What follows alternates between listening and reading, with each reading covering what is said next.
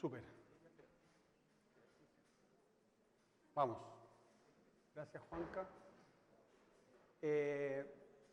Primero un disclaimer. Para mí es particularmente difícil exponer después de Rodrigo. Él lo sabe que de una u otra forma parte del camino que les voy a mostrar es una caminata detrás del líder y no tengo ninguna montaña para empezar sorprendiéndolos. Entonces bajemos la expectativa, nivelemos la sala, pero voy a tratar de llevarlo sobre el recorrido de por qué existe este ODS y por qué este ODS es importante, pero además de qué manera nos toca a cada uno de nosotros y qué tipo de eventos están ocurriendo en el mundo. Inevitablemente lo que voy a hacer es una brutal simplificación de algo que es tremendamente compleja, igual como lo hizo Rodrigo con el tema de la pobreza, digamos. Pero lo que voy a hacer es llevarlos por el camino de lo que a mí me ha tocado recorrer. Y ha tenido mucho que ver con de qué manera nosotros entendemos el éxito en el entorno empresarial, en el entorno productivo y también en el entorno del consumo. Yo creo que hay una noción errada que tenemos que corregir si este ODS está posicionado, así como muchos de los ODS, tiene que ver con una situación crítica que debemos corregir. De una u otra forma, lo que les quiero llevar en esta exposición es a que intentemos corregir el sentido de éxito en el contexto empresarial, en el contexto productivo, en el contexto del consumo. Y es que de alguna otra forma el éxito lo hemos entendido durante mucho tiempo en ganar mucha plata en poco tiempo, comprar barato y vender caro, y esas dimensiones nos tienen hoy tremendamente entrampados. En mi caso, yo bastante joven llegué a ser gerente general, esa es una foto de hace ya 25 años, yo era gerente general menos de 25 años, 17 años.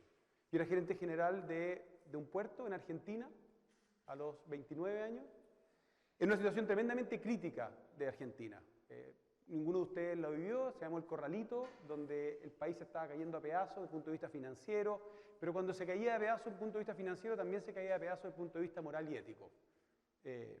¿Y por qué lo quiero representar? Porque les quiero reconocer que si bien no fue en la universidad, en la vida, en la cotidianidad empresarial, yo aprendí, me enseñaron a pagar coima, me enseñaron a quemar los residuos, me enseñaron a contaminar, me enseñaron algo, además de forma súper contundente. Me tocó alguna vez ir al directorio de la empresa, yo era gerente general, supuestamente yo manejaba lo que pasaba en esa compañía. En este caso era una compañía que estaba funcionando suficientemente bien como para que empezáramos a hacernos otras preguntas. ¿Qué más podemos hacer distinto? Y en una ocasión fui al directorio, le presenté una propuesta de cómo podíamos resolver ciertas problemáticas sociales y ambientales que teníamos en la compañía. Y la pregunta del directorio, como ya había sido muchas veces, fue, ¿tenía una multa? La única razón que había en ese directorio para hacerse esa pregunta era si había o no una multa. Y en este caso había una potencial multa. Y lo que hizo el director fue calcular cuánto costaba la multa, calcular cuánto costaba resolver la externalidad, y la instrucción que me dio fue, tenía esta posibilidad de pagar hasta 10 veces la multa este año.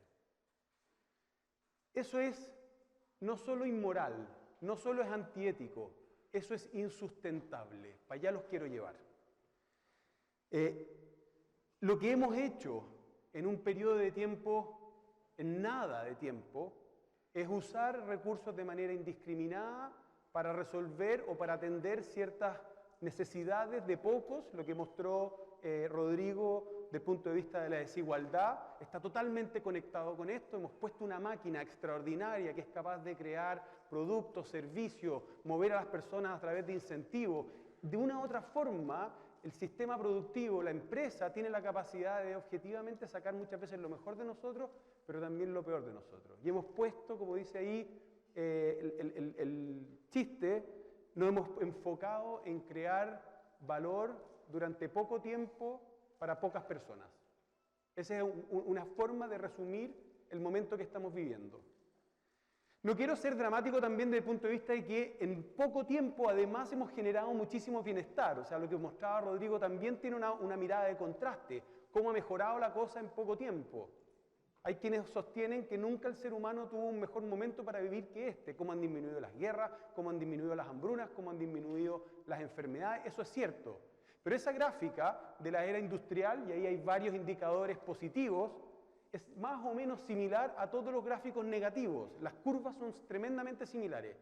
Y déjenme mostrarles esto desde el punto de vista del único planeta que estamos habitando. Esta Tierra, si hubiese empezado hoy a las 0 horas, antes de la 1 de la mañana, si hoy hubiese nacido la Tierra, los seres humanos habríamos aparecido a las 11 de la noche, 59 minutos y 56 segundos. Ese es el momento en que aparece la especie humana. Estos gráficos, la era industrial, son 4,8 milisegundos en la historia de la Tierra. Entonces, ese chiste no es tan divertido. Hemos tenido una fiesta de 4,8 milisegundos en que nos estamos piteando el planeta. Lo que estamos haciendo es poniendo al planeta en una serie de encrucijadas, en una serie de problemas, entre ellos el que el planeta, como ente vivo, tiene la capacidad de generar ciertos recursos en un año. Algunos de ustedes habrán criado un animal, algunos de ustedes habrán plantado un arbolito, algunos de ustedes entenderán los ciclos del agua, o incluso que los minerales no se producen de un día para otro. ¿No es cierto? La Tierra tiene una capacidad de generar recursos. La última vez que el ser humano utilizó la totalidad de los recursos que el planeta es capaz de generar en un año fue el año 69. Y desde entonces, ese día, que se llama el Día del Sobregiro, se ha anticipado, hasta llegar al día de hoy, este año, al 1 de agosto, el día en que ya fuimos capaces de consumir todos los recursos que el planeta es capaz de generar en un año. ¿Qué quiere decir? Que en esos 4,8 milisegundos nos estamos comiendo todos los recursos que el planeta generó en 23 horas, 59 minutos y 59 segundos, prácticamente. Nos hemos consumido el agua de los glaciares, nos hemos consumido los minerales, nos hemos consumido los bosques, nos hemos consumido todo lo que el planeta es capaz de generar. Esto tiene una dimensión, de nuevo, ética y moral, pero matemáticamente es insustentable. ¿Okay? Los que tengan una mirada más racional del tema, entiendan que aquí estamos frente a un problema matemático. Y ese problema matemático, de una u otra manera, está anclado en la lógica de cuál es el modelo de desarrollo que hoy en día está posicionado como, de nuevo, desarrollo exitoso. Es un error en la forma como hemos entendido el éxito. Este gráfico distribuye a los países del mundo en... Y ahí es cuando el expositor deja la embarrada porque apretó el botón que no tenía que apretar. Yo apreté un botón... Okay, ahí está, gracias. Este es un gráfico que en el eje de las coordenadas lo que tiene es... el láser es el del medio, ¿no? Lo que tiene por un lado son todos aquellos aspectos, todos aspectos de bienestar. Estoy tratando de apuntar el láser. ¿Es el de acá? Ahí está, gracias. Estos son todos elementos de bienestar. Satisfacción, vida saludable, expectativa de vida, nutrición, una serie de elementos que también Rodrigo los mencionó, son elementos que tenemos que ir mejorando en términos de nuestra calidad de vida. Y estos de acá son lo que se llaman los límites planetarios que ya están sobrepasados. El cambio climático, la nitrificación, la biodiversidad, son una serie de elementos en que los hemos ido sobrepasando uno a uno y estamos hoy en día con varios de ellos a punto de sobrepasarlo. Y organiza los países en función de estas dos lógicas. Acá están los países desarrollados. Ahí están los países europeos, está Estados Unidos, está Japón, está Singapur, etc. ¿Qué es lo que quiere decir? La ruta del desarrollo pasa por pitearse el planeta. ¿Por qué? Se supone que somos la especie inteligente. El ideal sería que fuésemos capaces de lograr ese bienestar sin necesidad de sobrepasar los límites planetarios. Y de nuevo, no solo porque nos podamos conectar o no con el pobre oso polar al cual se le está derritiendo su medio ambiente. Es porque tenemos un solo planeta, tenemos recursos finitos y tenemos que ser capaces de lograr todos esos elementos de satisfacción evidente sin alterar el medio ambiente. Y aquí hay un tapado, como se dice en el fútbol, que es bien sorprendente, no tengo mayores explicaciones a eso, pero Vietnam es el único país en el mundo que de una u otra forma está logrando generar aquellos niveles de bienestar sin necesariamente sobrepasar las barreras planetarias. Hoy en día somos 7,6 billones de habitantes, un poco más. Todos nosotros entendemos que en esta sala, no sé, cabrán 500, 1000 personas eventualmente, pero no caben 500.000. No cabe 1 millón de personas en esta sala. Lo mismo ocurre en este único entorno finito. No existe la posibilidad de que vivan infinitas personas en este planeta. No tenemos infinitos recursos para extraer, no tenemos infinitos espacios para disponer. Por lo tanto, hay hoy en día una pregunta que tiene que ver con cómo vamos a cohabitar 8,5, 10 billones de habitantes, qué tipo de modelo de desarrollo. Pero además, como bien expuso Rodrigo, no solo tiene que ver con cuántas personas somos. La mitad de las personas del mundo viven con $2,5 por día. Por lo tanto, ¿cómo vamos a cohabitar? Pero al mismo tiempo, ¿qué tipo de modelo de desarrollo le vamos a ofrecer a esas personas que tenemos que sacar del contexto de pobreza? ¿Les vamos a ofrecer el modelo de desarrollo de Europa y Estados Unidos? Si nosotros hacemos eso, si perseguimos el American Way of Life, si perseguimos el modelo europeo, una de las dimensiones que se ve absolutamente enfrentada es el de los residuos. Aquí tenemos el mapa del mundo por basura per cápita. Y a color más oscuro, mayor basura per cápita. Y por lo tanto, ustedes verán rápidamente que a mayor ingreso per cápita, mayor basura per cápita. Si nosotros, por lo tanto, sacamos de la pobreza a la gente bajo un modelo en que una de sus externalidades, yo les podría mostrar este gráfico en base a agua per cápita, destrucción de entornos y biodiversidad, CO2, emisiones de CO2, y las condiciones son más o menos las mismas. Tenemos un error en la forma como hemos entendido el desarrollo. Y si seguimos igual, si seguimos entendiendo el éxito de la misma forma, van a empezar y están empezando a explotar problemas como este. Este es un gran inspirador. La mayoría de ustedes probablemente no habían nacido cuando él ya había muerto, digamos, pero Jacques Cousteau tiene una frase que creo que es tremendamente inspiradora en este sentido. La gran mayoría de los problemas medioambientales que enfrentamos en el día a día están relacionados con el sobreconsumo y con la sobrepoblación. No podemos hacernos cargo de resolver los problemas si no nos hacemos cargo de ese elefante en la sala. Es inevitable, no estoy diciendo acá que tengamos que resolver el tema por la vía de controlar la población, pero sí tenemos mucho que tenemos que hacer respecto de la forma como consumimos. Y es que estamos posicionados en un modelo lineal, donde lo que hacemos es extraemos materias primas, diseñamos productos, producimos, consumimos y finalmente descartamos como si viviéramos en un entorno infinito y tuviésemos infinitos recursos para extraer y infinitos espacios para disponer. Ahí hay un paradigma que tenemos que romper, es un absurdo, sin embargo, de nuevo, hemos anclado el éxito en esta lógica de extraer, producir, diseñar, consumir y disponer de manera infinita.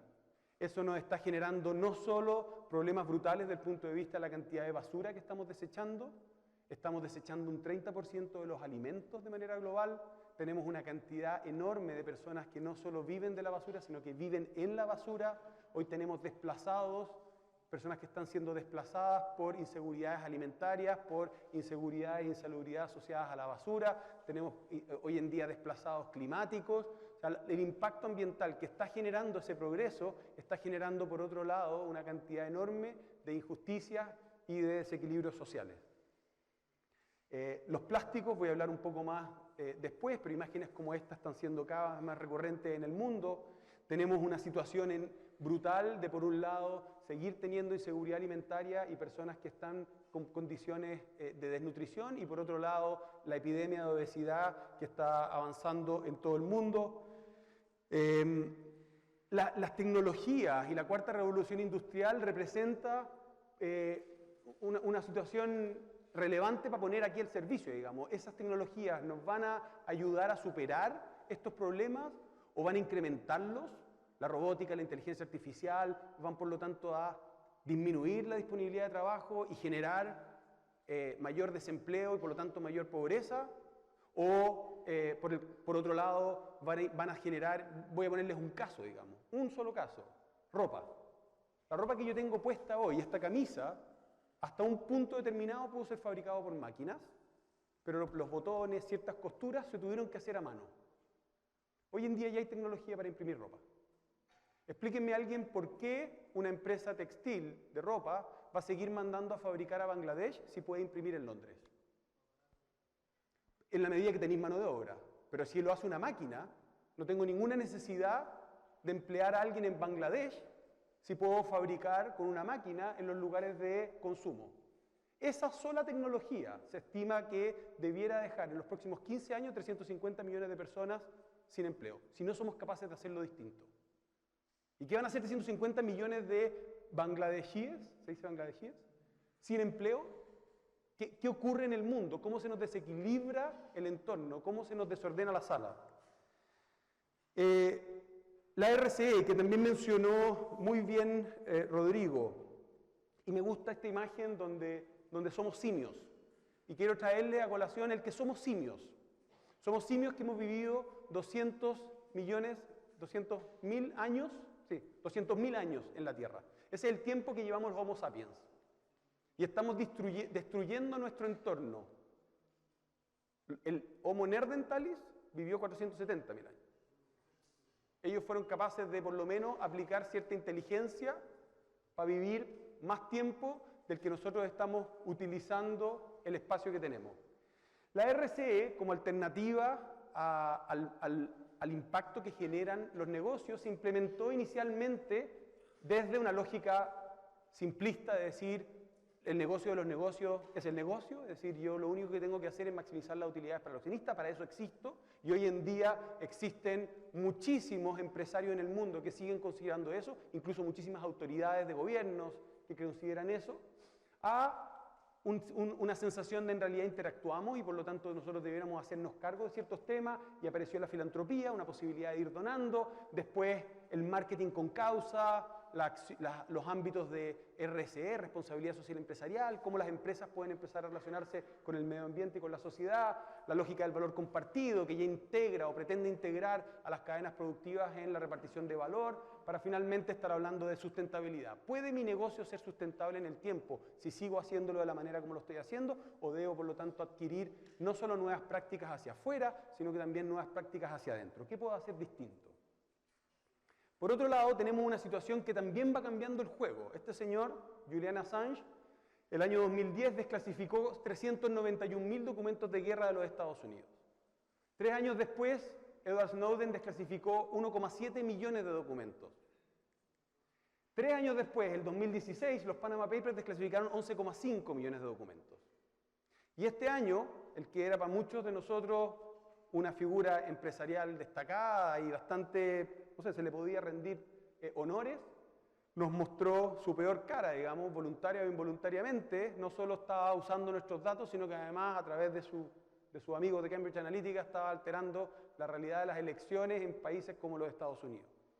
Lo que les quiero exponer con esto es que la condición del entorno donde las empresas están operando ha cambiado radicalmente. En las empresas donde yo empecé a trabajar, no hace mucho tiempo, hace 10, 15 años atrás, las decisiones se tomaban en 4 paredes. Eran pocas personas que tomaban algunas decisiones y dejaban las otras fuera, y hoy en día estamos evidentemente en una era distinta, donde lo que se espera es que no solo tengas buena trazabilidad, conozcas tus productos, entregues algo de buena calidad, sino que además lo que se espera es que las empresas tengan la capacidad de tener una gobernanza adecuada y puedan al mismo tiempo mostrar un propósito que a la sociedad le guste. La palabra propósito es algo que se ha metido en el contexto empresarial de una forma muy sorprendente y por supuesto generando mucha incomodidad a los empresarios en todo el mundo. Digamos. No es algo con lo cual los empresarios tendamos a relacionarnos de forma natural. El propósito es más bien para la iglesia, para las ONGs, para el gobierno. Sin embargo, hoy en día se hace necesario que los negocios se manejen en el contexto de un propósito. Y cuando hablo de gobernanza, las letras son esas 3. Environment, Social and Governance. Gobernanza, aspectos, prácticas sociales y prácticas medioambientales. Hoy en día, y lo voy a mostrar después, lo que está pasando con ese término, en términos de que se le está exigiendo a las empresas que sean capaces de demostrar que están comprometidas también con esos 3 elementos. Hasta hace un tiempo, y las empresas todas estamos siempre queriendo ganarnos la confianza de los consumidores, la confianza de la autoridad, la confianza de nuestros empleados, la confianza de nuestros accionistas. Sin embargo, la forma que teníamos para ganarnos la confianza era fundamentalmente a través de lo que hacemos, nuestra competencia, el equipo que tenemos, el cómo hacemos las cosas, pero hoy en día se ha posicionado por qué haces las cosas, el why, el propósito pasa a ser fundamental en esta ecuación que lo que busca es que las empresas efectivamente tengan la capacidad de ganar confianza. Y es que esto es muy sorprendente, esto ha cambiado de forma radical en los últimos 10, 15 años y está cambiando el contexto de los negocios. Hasta hace poco se creía que los consumidores, los ciudadanos se dividían entre 2.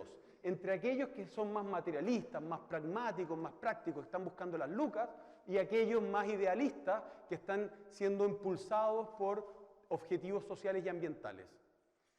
Cuando yo entré al mercado laboral, se nos decía, digamos, tú tenés que elegir entre ganar plata y salvar el mundo. Si te vas a la empresa, el objetivo es ganar plata. Si querés salvar el mundo, bueno, quédate haciendo clases en la universidad, o ándate, métete en la política, ándate a la espiritualidad, o funda una ONG.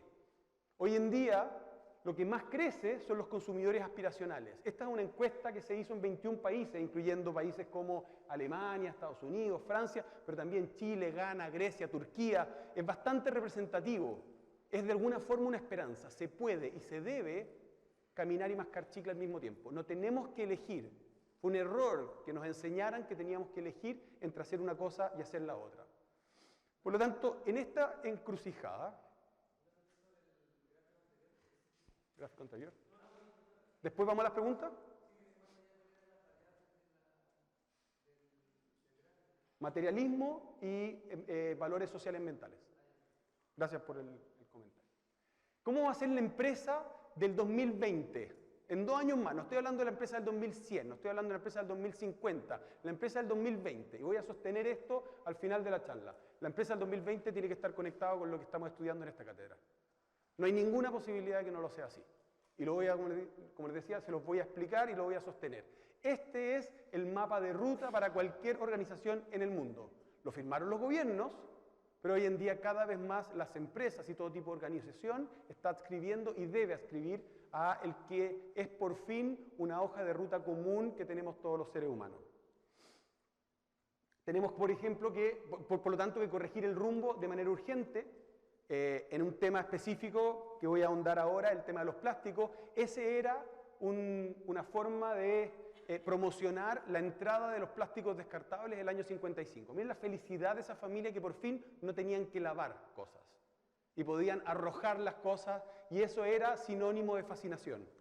No había ninguna noción, y con esto no estoy queriendo hacer una crítica específica a quién inventó eso, no teníamos las distinciones, no estábamos entendiendo el mundo con la claridad con que lo entendemos hoy.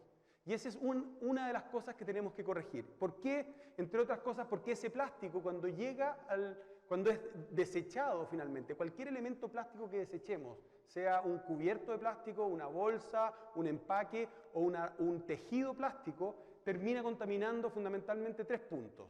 Aire. Cuando esos plásticos son quemados, incluso para generar energía, es carbono que hemos sacado de las profundidades para traspasar la atmósfera y finalmente contribuir al cambio climático. Cuando esos residuos llegan a la Tierra, nos encontramos con imágenes como esta, que son evidentemente indeseables, donde los residuos no solo están impactando al medio ambiente, sino que además, como les decía antes, hoy en día son cada vez más las personas que viven de la basura en distintos lugares del mundo, que al desplazarse o al tener problemas de ingreso, terminan habitando muchas veces en rellenos sanitarios, etc. Esta foto para mí fue bien sorprendente. La semana pasada, yo debo haber usado esta foto durante un par de años. Recién la semana pasada me di cuenta que ahí había una segunda persona. Siempre veía a él. Y aquí me doy cuenta, lo que yo creí que era una bolsa negra, no es una persona, ahí está el jockey. Y por último, cuando los residuos llegan al mar o llegan a los cauces de agua, terminan contaminando de forma tal que hoy en día sabemos que esos plásticos están entrando a los océanos, y el año 2015 entregamos un informe en el World Economic Forum donde mostrábamos cuál era la cantidad de plástico que había en los océanos. Hoy en día esos plásticos entran a los cauces, llegan al mar y se agrupan por la confluencia de las corrientes en 5 grandes puntos, 5 grandes gyres, que son hoy en día sopas de plástico. Nosotros nos tocó participar de la medición de la sopa del Pacífico Norte, y el resumen de esto es que en ese momento, el 2015, el resultado que teníamos era que existía una tonelada de plástico por cada 5 toneladas de peces en los océanos. Esa era la equivalencia, por peso, ni siquiera por volumen. Y peor aún, si seguimos igual, el 2050 vamos a llegar a 1 tonelada de plástico por 1 tonelada de peces. El impacto que eso está teniendo en la cadena trófica es tan alto que la probabilidad de que ustedes, cuando comieron un pescado que venía del mar esta semana o la semana pasada, la probabilidad de que hayan comido plástico es superior al 80%. Estas son algunas de las imágenes, además, que tienen que ver con la fauna. Hay animales que hoy en día están creciendo atrapados por los plásticos y se pueden imaginar la crueldad que eso significa, la cantidad de aves que están muriendo porque creen que esos alimentos se los están comiendo y terminan muriendo de hambre habiendo comido y habiéndose llenado de plástico.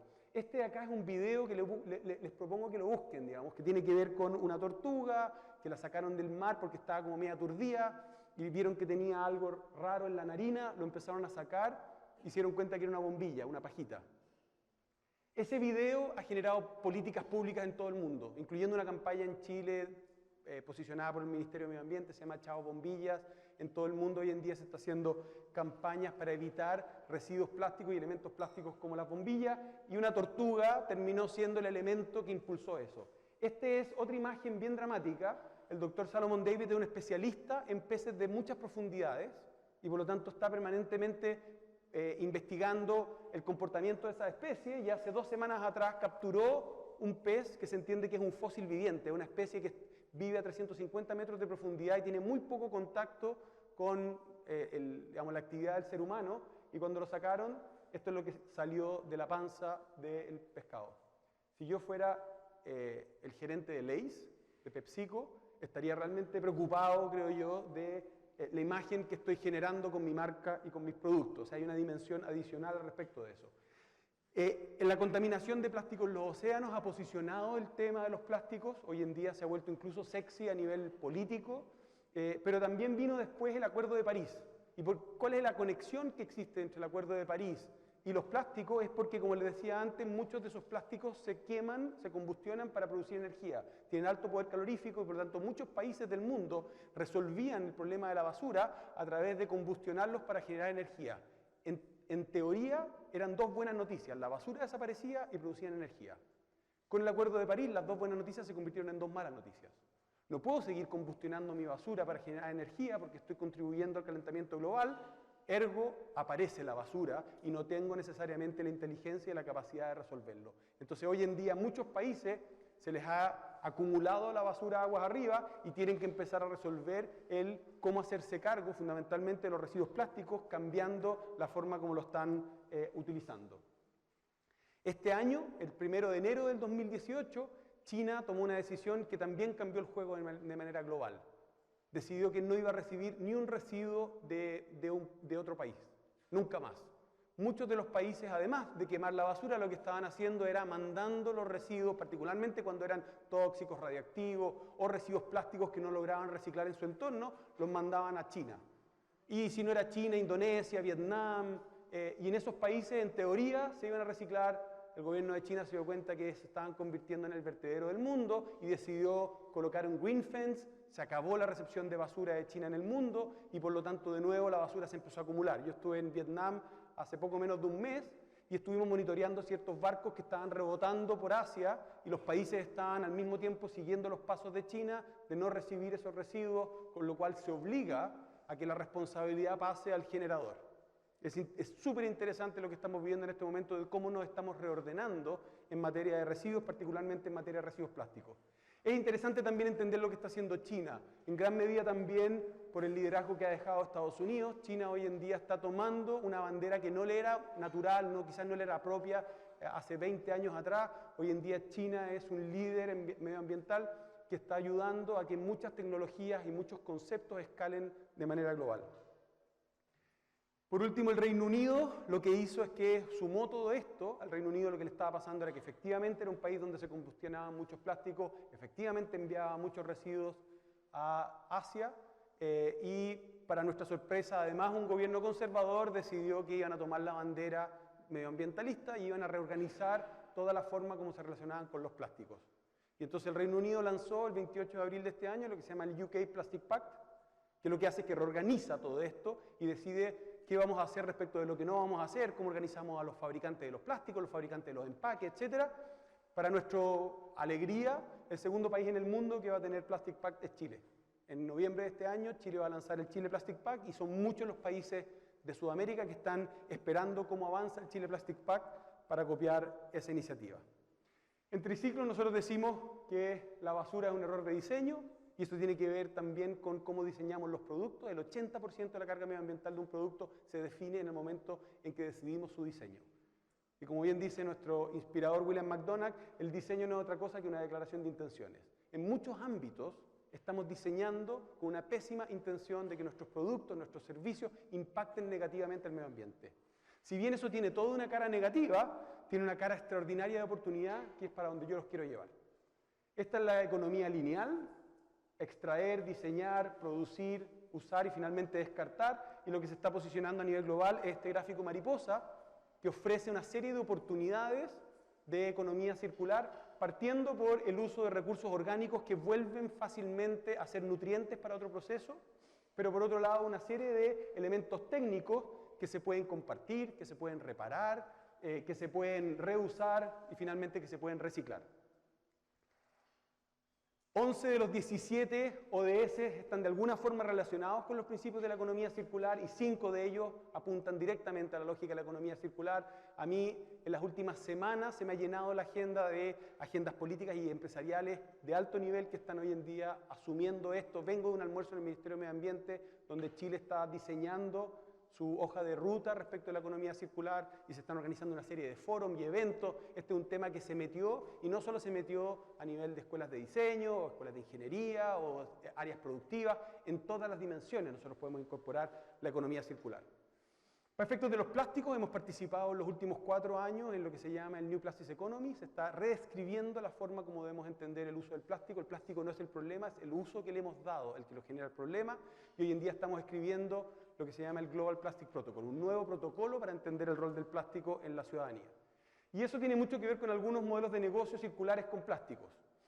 Cuando alguien decide, en vez de fabricar un nuevo auto con los elementos distintos que están implicados en un auto, y en vez de utilizar los autos que están disponibles, como podría ser el caso de Uber, o usar las viviendas y las camas que ya existen para desarrollar un negocio, si bien esa probablemente no fue la inspiración de empresas como Uber o como Airbnb, lo que están haciendo es reducir considerablemente el impacto medioambiental a través de necesitar menos para extraer y finalmente generar menos elementos para destruir, digamos, el medio ambiente al desecharlo. Pero como yo conozco a mi hermano, y como tengo que reivindicar al Transantiago, el Transantiago también puede ser una extraordinaria forma de reducir el impacto medioambiental a través de utilizar recursos y por supuesto utilizar las vías públicas de manera más eficiente. Digamos, tenemos formas tremendamente simples, están a nuestro alcance. Y de nuevo lo que tenemos que empezar a repensar es el sentido del éxito en aquello que hacemos como consumidores, en aquello que hacemos como empresas productivas. La ropa, la industria textil es una industria tremendamente contaminante, desde cómo se fabrican, contaminante digo no solo desde el punto de vista medioambiental, también el impacto social que tienen las cadenas productivas, fundamentalmente cuando se fabrica en países con legislaciones más bajas, genera un tremendo impacto desde el punto de vista social y medioambiental. Los textiles son una forma extraordinaria, CIA ha logrado una forma extraordinaria de hacer camisetas que son circulares desde el diseño. Patagonia, bueno, ustedes vieron el artículo de, los que vieron el video de la obsolescencia programada, las panties a principios del siglo pasado se fabricaban y se promocionaban con un auto tirando a otra. Imagínense la resistencia con que estaban fabricadas. Cuando se instauró la obsolescencia programada, lo que se instauró fue una nueva forma de entender las escuelas de diseño, las escuelas de ingeniería y empezar a fabricar cosas que se destruyan rápidamente para que la gente compre más. Nosotros tenemos como especie la capacidad de hacer las cosas de manera inteligente, sin embargo hay veces en que tomamos la decisión de hacerlas de forma errada. Patagonia tiene esta campaña que dice no compres esta chaqueta y el vendedor te debiera preguntar si realmente quieres la chaqueta o estás más bien entusiasmado por comprar algo nuevo. Si tú le dices que no, que en realidad se te rompió, él te ofrece repararla, trae la vieja y te la reparamos. Y si dice no, es que está hecha pedazo, bueno, tráela y la reciclamos. Pasaron 2 cosas bien interesantes con eso. La primera es que las ventas subieron un 20%. Al decirle al consumidor no lo compres, no lo necesitas. Y lo segundo que es interesante es que Patagonia hoy opera la mayor planta de reparación de ropas del mundo.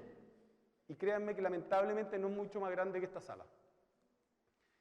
Philips lo que está haciendo es, en vez de vender ampolletas que se echan a perder rápidamente, entendió la lección y dice yo vendo lumens. Lo que quiere mi cliente es iluminación en un punto determinado. Y le vendo este servicio todos los meses, por lo tanto me paga constantemente y me genera un ingreso recurrente. De esa manera lo que hace Philips es poner los incentivos en que el producto dure la mayor tiempo posible. Bosch hace lo mismo con las lavadoras, incluso con el edificio. Es un edificio que está diseñado para ser reutilizado cuando termine su vida de uso. Steelcase hace lo mismo con las sillas. Adidas hoy en día entró ya en el tema de fabricar a partir de residuos plásticos. La botella de Coca-Cola, la botella retornable, lo que hace es que Coca-Cola te coloque unos litros de bebestible en tu vaso y no te regale, no te done, no te venda el plástico asociado, ¿no? Carún, reciclando redes para hacer anteojos. Nosotros tenemos una línea con Sodimac donde fabricamos contenedores a partir del polipropileno. Ahora, lo que les quiero ir mostrando es que las reglas del juego ya cambiaron desde el punto de vista de las grandes empresas. Unilever considera que los ODS representan una oportunidad de 12 billones de dólares. Este es el CEO global de Unilever, y esto ha generado un incremento de las ventas de un 46% en velocidad de las marcas que tienen esta lógica. El sector financiero ya se ha alineado. Este es el señor que maneja la billetera más grande del mundo, BlackRock, el que coloca la mayor cantidad de plata del mundo, y él dice: nosotros solo vamos a confiar en aquellas empresas que realmente estén comprometidas con los criterios de medio ambiente, sociales y de gobernanza. Voy a pasar rápido. Las empresas B, los voy a pasar muy rápido porque tenemos poco tiempo. Lo que hacen es que equilibran los aspectos financieros, medioambientales y sociales a través de un modelo que mide a todos los aspectos de la empresa, el propósito, el modelo de negocio, los impactos sociales a través de los trabajadores, de la comunidad, etc. De alguna forma lo que empieza a pasar en el mundo es que hay un espacio de convergencia donde las empresas han ido evolucionando desde la lógica tradicional, la RCE filantrópica, el valor compartido, y por otro lado muchas ONG están diciendo: queremos operar en el mercado para obtener una sustentabilidad financiera. Y existen cada vez más organizaciones híbridas que nacen con este criterio de, como les decía antes, caminar y mascar chicle al mismo tiempo. Esas son las empresas B. El año 2011 había solo 250 empresas B en Norteamérica. Fuimos para allá 4 amigos. El año 2012, en enero, Triciclos pasó a ser la primera empresa B certificada fuera de Norteamérica. Hoy en día el mapa del mundo es ese. Hay más de 2.600 empresas B esparcidas por 67 países, representando no solo startups o empresas sociales, sino que también hoy en día, esas son las 410 empresas B de Latinoamérica. En el mundo, Unilever ya tiene 5 subsidiarias B certificadas. Danone hoy en día es el grupo empresarial que tiene las empresas B más grandes, de un 30% del portfolio ya como empresa B certificada. Este señor Emmanuel Faber hizo una cosa extraordinaria. El CEO de Danone, que inmediatamente después de haber certificado algunas de sus subsidiarias, se sentó con la banca. Y la banca son los más duros probablemente, ¿ah? Son los que se entiende que lo que los mueve es la rentabilidad en el corto plazo. Y se sentó con ellos y les dijo: yo me financio todos los años con 2 billones de dólares. Eso es lo que le pide de capital de trabajo Danone a la banca. Y la banca, como la banca convencional, Santander, HSBC, Citibank. Y ustedes calculan a ese préstamo le calculan una tasa de interés. Y esa tasa de interés ustedes la estiman en función de un riesgo. Y cuando ustedes calculan el riesgo, no lo calculan en base a si yo soy bueno o malo para fabricar yogures. Ustedes lo calculan en base a si yo estoy cumpliendo efectivamente con buenas prácticas ambientales, buenas prácticas sociales, buenas prácticas de gobernanza. Si yo estoy midiendo mis aspectos sociales y ambientales en función del cumplimiento del B-Impact Assessment, la evaluación B, ¿no debería, por lo tanto, disminuir el riesgo y disminuir la tasa de interés? Yo hubiese creído que la tapa que le iban a poner era el porte de esta sala. Sin embargo, la banca tradicional de Wall Street le dijo: tienes toda la razón. Y en este minuto, 2 billones de dólares de préstamos que le hace la banca tradicional a Danone Global están indexados a cómo Danone se está comportando en materia de ESG. Ahora, esto no lo hace una organización como Empresas B, Sistema B, lo hacen muchos, todos juntos, digamos. De hecho, hoy en día, a nivel global, hay, como les decía, 2.600 empresas B en 67 países, pero hay más de 70.000 usuarios que están usando la herramienta B. Y hoy lo que pasó, y por qué les decía que la empresa del 2020 va a ser una empresa que va a estar conectada con los ODS, las Naciones Unidas determinó que para que las empresas del mundo se acompañen a los ODS, van a usar la herramienta de evaluación B, y hay un partnership entre el movimiento B y las Naciones Unidas para que el año 2020 todas las empresas del mundo van a ser invitadas a medirse a través de la evaluación B en cómo están cumpliendo cada uno de los ODS. ¿Qué es lo que está generando el cambio? Y aquí voy a hacer una apuesta. Pido que alguien me diga qué es lo que cree que es la principal razón que está generando el cambio hoy en día, y le voy a regalar un pin de los ODS a quien le achunte. ¿Cuál es la principal razón que están usando las empresas del mundo para moverse en este sentido? ¿Alguien se atreve? Pero yo podría decir, ¿y si no la achunta es un 1? No. ¿Cuál diría tú? Voy a tomar 3. Una razón.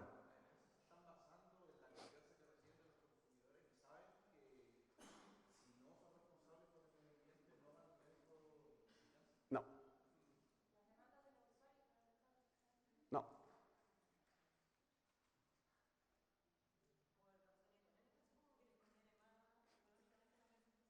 No.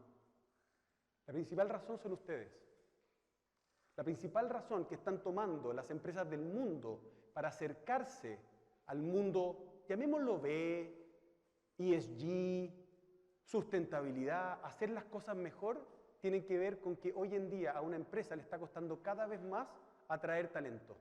No están siendo capaces de atraer y retener talento de la misma manera como lo hacían antes. Y se los digo con toda la propiedad que me ofrece, que yo me muevo por el mundo teniendo conversaciones con empresas gigantes. La mayor razón, la segunda, es el capital, acceder a capital inteligente. Pero la principal razón tiene que ver con que ustedes, la generación de ustedes, le está exigiendo a la empresa que comparta creencias, que tenga una conversación valórica y que no se trate solamente de una transacción entre yo te entrego unas horas de mi tiempo y tú me entregas un salario o ciertos beneficios a fin de mes.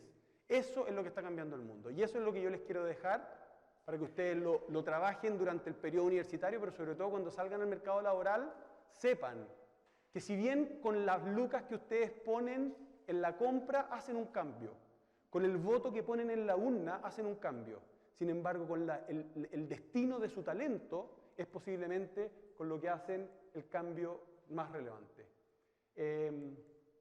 Una empresa que hoy no gestione ese propósito, que no sea capaz de conectarse con esto, tiene una probabilidad gigante de pasar a la historia como fue Kodak, que vio el cambio venir, ellos tuvieron la cámara digital en las manos y lo despreciaron porque creyeron que el mundo iba a funcionar de la misma manera. Ustedes hoy tienen el poder de cambiar el sector empresarial en este sentido a favor de una empresa que funcione cada vez más impulsada por los valores y que les dé a ustedes el sentido de que las horas que le dedican al mundo laboral le aporte no solo a ustedes, sino que también a los objetivos de desarrollo sustentable. Muchas gracias.